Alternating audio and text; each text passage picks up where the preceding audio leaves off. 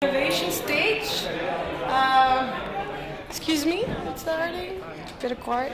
So we're gonna have right now a panel on the challenges that startups have when going international, mostly from a legal perspective.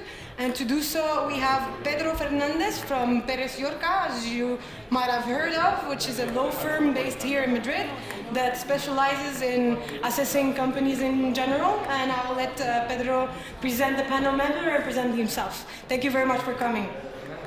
Hello, good evening. A pleasure to be here in this panel.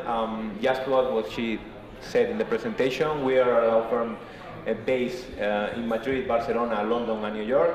And basically, we help entrepreneurs to focus on their project, from incorporation until the exit through the different investment rounds. And of course, we also help venture capital to analyze and execute investment round and purchase of companies. And I mean, it's a pleasure to be here with my panelists, Dan, Sofia, and Hector. Make your own presentation. So I'm Dan Green. I'm a corporate partner at Gunderson Detmer, which is a US-based law firm, and we also have an investment fund. And with Pedro, we've been working in Spain for 7 or 8 years. We see a lot of opportunity here. We help companies, technology companies, access capital markets in the US. We help them grow in the US, eventually hopefully have an exit in the US or elsewhere. We also work with a handful of venture capital funds in Spain and many in the US, investing into Spain, Europe, and the US. So very happy to be here. Hi, my name is Sofia Yagüe. I'm a partner at a private advising group. We are a Miami-based law firm. We specialize in venture capital. I'm originally from Spain. I'm both a US and a Spanish lawyer. So basically what I do is I advise startups mainly from Spain and from Latin America that are either like expanding their businesses in the US or are doing a financing round in the US. So I help them with all of the challenges of going to the US. Hello, I am Hector Prieto. I am the CEO of Yerbabuena VR, who is a VR streaming platform. We are based at the Silicon Valley, also here in Madrid. I'm an entrepreneur of repetition in some way. I had another exit before here in Europe. And yeah, I think I know what is the pain and also the opportunities of doing international. The title, I have to read it, is Challenges of Going International from a Legal Perspective. Okay, I mean, we as lawyers, we understand that time and money is something that the entrepreneurs don't have typically at the beginning when they incorporate the company, when they begin the project. We understand that at the beginning, the most important thing is to survive, to build something. But at some point, we're lawyers, we're attorneys, legal matters matter, legal matters are important.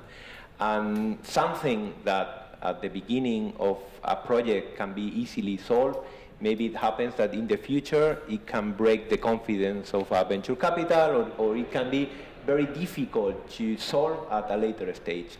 So, we will try to give some tips regarding these challenges of going international. So, Dan, what do you think? Yeah, let me start by saying, there's a number of challenges and opportunities. One of the key challenges is intellectual property and understanding who owns the intellectual property. Do you have the clear chain of title? Do you have transparency over the fact that the company owns all the intellectual property that every single person has worked on? And let me illustrate that with an example that Pedro and I worked on several years ago. In Spain, intellectual property is defined as something, and in the US, it's oftentimes defined much more broadly. And investors, when they invest in a company from the US, expect that every single employee, every single advisor, and every single consultant has signed a piece of paper that assigns whatever they worked on, whether it be patentable, whether it be trademarkable, or whether it simply be know-how in the head of that person. It doesn't have to be software code. It can be business ideas. It can be contacts. It can be very broad. The corner of the logo, the color of the logo. And it's expected that every single person has signed an agreement which is robust and clear. And in Spain, historically, this is going back a number of years, it wasn't necessarily typical to do that. Or if the contracts were signed, they were very short. They were a page or two, and they didn't have all of the clauses that were expected in the US. And so Pedro and I were working on a transaction with a company that had been in operation for 5 or 6 years, and it was now raising venture capital from Silicon Valley, and it was raising a very nice round. And the VC expected to see those contracts in place. In this case, that company, because it had been around for 5 years, had let go a number of people. People had worked with the company, they had left and moved on to other things, and they hadn't signed those agreements. And we looked at the number of people, it was 50 or 60 people. Some of them had left on terms that were not very amicable. And so you can imagine the difficulty of that poor CEO and the company when they had to go knock on the doors of people that had left the company, in some cases many years before, in some cases not very friendly. And it was a requirement that the VC said, we are not going to invest until you get all of that cleaned up. So it was a major, major pitfall and surprise for that company. Fortunately, we're seeing better maintenance of intellectual property from Spain. We're seeing good contracts in place. We're seeing much more discipline, but that's an area that you have to focus on. I think this is a very interesting example because it's more linked to a different mentality. It is not that the laws of intellectual property in Spain or in the US are different. It is simply that in the US, people tend to go to the courts and people tend to litigate more often than in Spain. And what you typically do in Spain in your labor agreement with one page or one line, I mean, the VC wants to be comfortable with this whole agreement regarding intellectual property. I think I would summarize that with different mentality. I would summarize the difference is in Spain or other parts of the world, the mentality is oftentimes distrust until proven otherwise, and then trust. In the US, it's often trust until proven otherwise, and then sue, and then litigate. So Pedro makes a very important point. There's a lot of litigation in the US around sensitive areas. Intellectual property and labor issues are two of the most important. Sofia? Yeah, when you were saying this also reminds me, this is something that is also, comes up very often during due diligence, right? For companies that are doing business in different countries, for example, in different countries in Latin America and also in Spain, and they are going to receive an investment either from a US VC fund, or they are going to be acquired by a US company. So the US lawyers also start doing the due diligence, and of course they look at it from a US legal perspective, and they start to ask for all the financial statements and all the things that they want to see, of course, and the companies struggle to meet all of those requirements, and sometimes due diligence is, it's quite complex when you have operations in different countries. Of course, the main challenge of going international is that you have to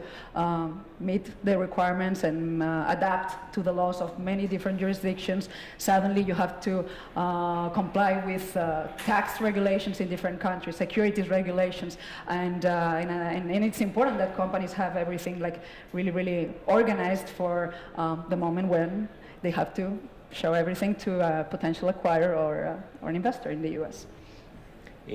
In your experience, Sofia, because I know you've been working, we used to work together in a different law firm many years ago. Well, she started very young. And now you advise Spanish and US entrepreneurs in Miami and in Spain.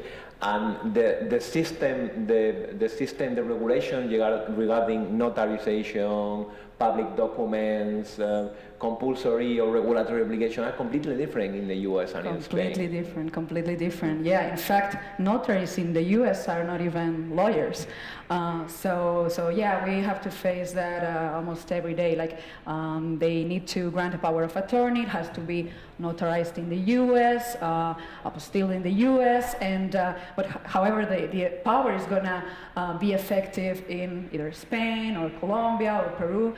and the lawyers from Peru or from Spain send us the power of attorney that they want to use, and we basically tell them like, no, I mean we cannot use this notarial certificate because notaries here in the U.S. cannot certify that they just cannot do it. So it's I mean we always find a way to solve things, but it's not easy. Yeah. Hector, and the entrepreneur view? I mean, for us it's simpler because we are just engineers. So then we recognize our ignorance that the legal aspect is important, but sometimes it's very difficult for us to have an opinion. So we were pretty lucky to have Dan as our advisor, and I remember at the beginning I was trying to discuss everything with him. No, I want to do this in that way, and quite soon in the process I understood that the things are already done. You don't have to think so much because there has been a lot of repetition on that. So try to be creative on the business, not on the legal aspect. And it's been great. I mean, we have company in the States, we have company in Spain, and we put the two lawyers to speak, to agree wherever they tell us what they have decided, and things just are smoothly. There's a lot of efficiency in the U.S. in the legal industry, and increasing efficiency in Spain as well. And I think that's one important piece of advice: is let the domain expert run whatever he or she is doing, whether it's accounting, tax, legal, marketing, business development. And in the US, we benefit from a lot of standardization. And so it's typical to close a venture financing round for a significant amount of money in 20 or 30 days. Why? Because there's efficiency of documents, because there's only a handful of points that are negotiated outside of once the term sheet is signed. And the lawyers know what to do. When we're working with Sophia and her team, we know exactly what points to focus on. And so, and Hector and I and our teams have established a groundwork and a pattern for knowing what you should do. So as entrepreneurs, you want to have an attorney that you can trust, that knows exactly what domain they're operating in. I recognize that for me it's still difficult because I want to think, let's do this and this. No, Dan is not going to like it. Maria says, and then effectively I tell Dan, what about if, no, things have to be like that. And I'm learning to be efficient also. Sorry for that time.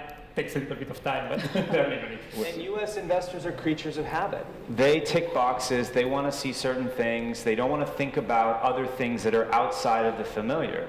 Unless you're in a very large transaction where then it becomes more important. But in your standard venture financing, you want to look very plain vanilla. You want to look simple. You want to look exactly like the other 10 companies that they've founded. Funded. Sorry.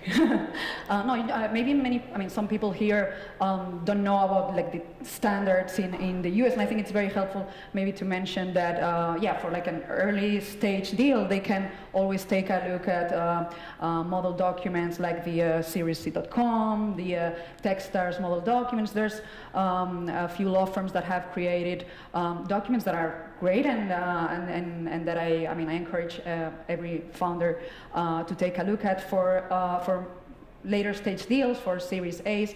The standard in the industry is the National Venture, the NVCA documents, and in fact, I'm sure like in many of the deals, like the parties just agree to follow the rights in the NVCA model documents, and that makes negotiations much easier. Yeah, from a legal perspective, it's always good to have a mature market, to have something which is based on confidence, on we usually used. And it's not to reinvent the wheel every time you have to do a transaction. So, even though it is not as simply and press a button and you have a draft of the agreement, you have to think things, you have to adapt things, but it's good to have a first draft which is balanced and which is online what people usually ask, no? I think that's very good, and that's very helpful for startups, because time is very important, and get the money on time it can save companies. And continue what you just mentioned, how important you think is if you want to go to the United States, going international, both like Hector, for example, on the market and on the VCs. Later on, you asked you something about that. How important is the structure? How important is the election of the structure of the company that it will be your startup? It's very important for the reasons we mentioned. Investors are creatures of habit. They invest in vehicles and legal entities that they are comfortable with. In the US, that's historically been what's called a Delaware C corporation. In Spain, a sociedad limitada. And when you have a company that starts in Spain, grows in Spain, and that grows into the US and is now raising venture capital, you oftentimes have a request from a US investor to change your legal structure. And the real beauty of Spain today is, unlike other countries around the world, Spain allows you to move a sociedad limitada to Delaware without triggering a tax at the level of the company. There may be an exit tax at the level of the founder, which is a different matter, but at the level of the company, you can change the legal structure in order to raise capital in the US and not trigger a tax. And in many other countries, that's unfortunately a big impediment. It's not every situation where you want to change your legal structure, and it matters based on the facts and circumstances. But Pedro and I have worked on 10 or more what we call re-domestications. Think of it as you have a blue house that has things inside of it, that have assets inside of it, and you paint that house yellow instead. Everything that stays inside the house is the same. Your outside, your legal structure, your governance documents become from Spanish to Delaware by operation of law. And so you have flexibility as a Spanish entrepreneur to think about that. There's other situations where you want to start from day one in Delaware, and that's what Hector has done, because he was already based in the US and he knew his operations were going to be there. Every situation is slightly different, and you need to analyze with your lawyer not only where you are today, but where do you want to be in 1, 2, or 3 years. And a good lawyer can help roadmap that for you. Hector, I think your situation is a bit particular about your structure, Spain versus US, mix of everything. So yeah, we are 4 partners. 3 of us are living in the US already, and we decided, okay, let's create a technological startup at the Silicon Valley. But less leverage of being in Spain, also because of the access to talent at the right cost, but also to have a platform for selling in Europe, to be global. And to be honest, we said, okay, being in the Silicon Valley, the access to capital is going to be much simpler, much quicker. And it was curious that we were not expecting that indeed we got money from VCs in San Francisco, but not that much. We, in the early stage, because we are still at quite early stage, we got more money in Europe than in the Silicon Valley, but mainly because we are there. In some way, the investors here look at us in a different way because we are already there. So I think we are playing a little bit on that bridge, being there, getting the money here, and now in this second round of the pre-Series A that we are starting now, then we hope that we will get the money from there, having already a product and some customers and so on. So it has been good to play with the international. Because the typical example that we find is not that. I mean, the typical example that we see here in Spain is the company that has been incorporated in Spain with a Spanish founder and a Spanish engineer, where they build the software or whatever here in Spain, and at some point they want to move to the US, and this is the example that you mentioned about painting the house. You know, I don't like that example. I prefer to say it's a change of sex. We change from the SL to the Delaware Corporation. That's better. I think that's better. And you will not remember his example, or you will remember mine. But I mean, at the end is to find the structure that it suits you what you want to do. And going back to your question, there's not many alternatives when you're going to receive an investment from a U.S. Investor. If it's an angel investor, he would probably ask you to create, he doesn't really care if it's an LLC or a corporation. If it's a fund, they're going to basically say, no, you have to be a U.S. corporation, a Delaware corporation, in order to receive the investment. Sometimes maybe you can, if depending on who are the other investors and they may invest in a Cayman holding company or a UK structure, but if they are the main and the lead investor, it's almost always going to be a Delaware corporation. Yeah, at the end, this goes of making it easy for your investor. I mean, if you want to make things easy because your product is very good, your company is very good, and the legal structure is the structure that they used to see. So it makes a good point at the end that I want to just emphasize. The Delaware corporation may be a requirement of your investor, and it may be the right structure, and it's the right structure for Hector's company. It's not the right structure for every company. And let me give you an illustration. If you are building a company from Spain that is going to be global, but that is only going to have 30% of its revenues projected in the US, 30% in Europe, maybe the rest in Latin America, for example, having a Delaware corporation would not be a very tax optimal choice in that situation. Why? Because Delaware corporations are taxed in the US, and they're taxed at 35% on the profits of the company. They're also taxed at the time of an exit. And so if you're exiting the company as a seller, you oftentimes don't have the choice to select what type of deal it gets structured.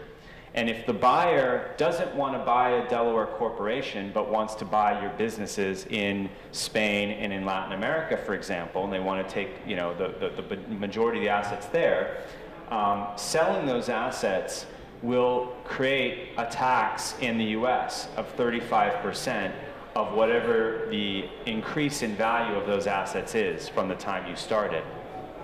Let's hope it's a big exit. Let's hope it's $100 million. You're going to get taxed on 35% of $100 million in the US. At that point, you may no longer need your Delaware corporation because you've sold off most of your business. And so you may shut down the Delaware corporation and distribute the remaining proceeds to the shareholders. And the shareholders will in turn pay their own level of tax at whatever rate they pay in their home country.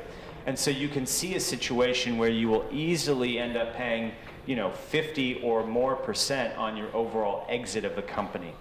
So think long and hard about where your eventual exit is when you're working with your lawyer to structure the right framework. If most of your sales are going to be in the US, it's less important. But if you're going to be one of these global companies and only a small percentage in the US, think about Cayman, think about the UK, think about other choices that are much more tax efficient. Or Spain.